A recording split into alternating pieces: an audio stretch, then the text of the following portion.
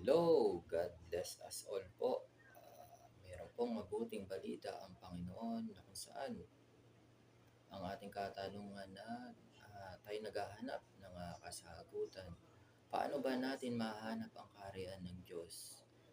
Unang-una po, ang dapat po nating gawin ay tayo'y magsisi sa ating mga kasalanan at tayo'y manalangin at ating pong matanggap ang kaligtasan.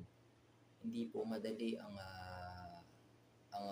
bagay na pagsunod, ngunit sa patuloy na pakikinig at panalangin at pagsunod sa Panginoon ay magkakaroon tayo ng lakas upang mapagtagumpayan natin at sumaatin po ang kaharian ng Diyos.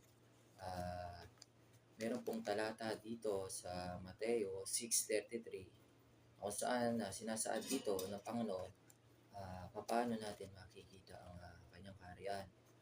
At ito po, sinasaad dito, una po natin hanapin ang kanyang kaharian sa pamamagitan ng pagsisisi.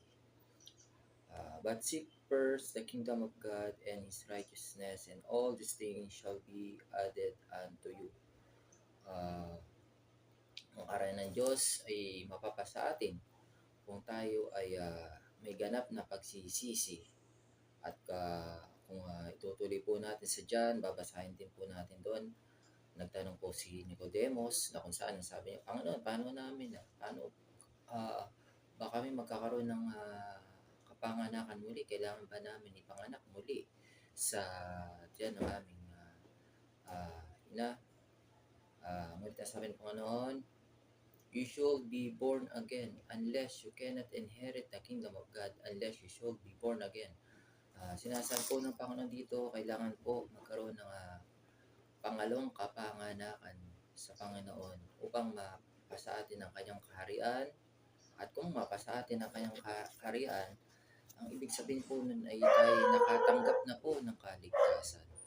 At nga po, kailangan po natin na tumanggap sa pamamagitan ng pagsisisi at panalangin at pagpupuri.